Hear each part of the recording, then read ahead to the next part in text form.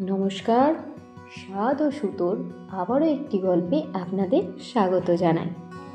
আপনারা কি জল খাবারে বা টিফিনে বানানোর জন্য চটজলদি কোনো খাবারের রেসিপি খুঁজছেন? তাহলে আমার কথা শুনে একবার এই পদ্ধতিতে সুজির উপমা বানিয়ে দেখুন। উপমা বানাতে প্রথমেই আমরা কিছু সবজি নেব, তার ভালো করে খোসা ছাড়িয়ে ধুয়ে নিয়ে ছোট ছোট টুকরো করে কেটে ফেলব। আমি এখানে সবজির মধ্যে গাজর, আলু, পেঁয়াজ ও লঙ্কা নিয়েছি। আপনাদের কাছে এর বাইরে অন্য কোনো সবজি যেমন মটরশুঁটি, বিনস বা নিজেদের পছন্দ মতো আর অন্য কোনো সবজি থাকলে আপনারা অনায়াসেই তা কিন্তু মিশাতে পারেন। জানেন তো, ছোটোবেলায় আমার না উপমা খেতে একদমই ভালো লাগতো না, বিশেষ করে বাইরের দোকানে যে উপমাগুলো বিক্রি হতো। তারপর ধীরে ধীরে বাড়িতে যখন মা উপমা বানিয়ে দিতে শুরু করলো, তখন সেই উপমা খেতে আমার কিন্তু বেশ ভালোই লাগতো।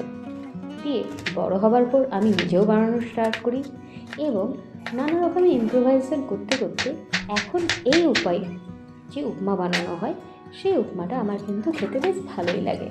তার জন্য আপনাদেরও বলবো আপনারা একবার ট্রাই করে দেখবেন, কারণ এই উপায়ে বানানো উপমা যেমন খেতে সুস্বাদু হয়, তেমনি খুবই অল্প উপকরণই সহজে বানানোও যায়। কিন্তু দেখুন না, আপনাদের সাথে কথা বলতে বলতে আমার আলু গাজরগুলো সবগুলো ছোট ছোট করে চৌকার আকারে কাটা হয়ে গেছে, পেঁয়াজগুলোও কাটা হয়ে গেল, এবার লঙ্কাও কেটে ফেললাম।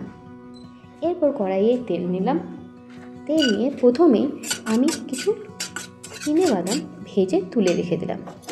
এরপরে অবশিষ্ট কড়াইয়ে সাদা তেলের মধ্যে কিছু কালো সর্ষের ফোড়ন দিলাম। আমার কাছে কারি পাতা ছিল না, তাই বাদ দিয়েছি।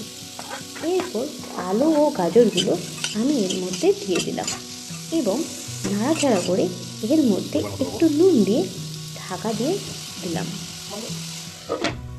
এইভাবে কিছুক্ষণ আলু গাজরটা নেড়ে ফেললে আলু ও গাজরগুলো হালকা নরম হয়ে আসবে এবং এই পর্যায়ে আমি উপমার মধ্যে অল্প একটু হলুদ দিলাম। এই হলুদটা দিলে উপমার যে হলদেটে রঙটা আসে সেই রঙটা কিন্তু আমার বেশ ভালোই লাগে।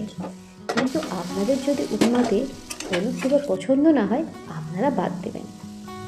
এরপর আমি দিয়ে দিলাম পেঁয়াজ এবং নাড়াচাড়া করার পর আমি দিয়ে দিলাম সুজি।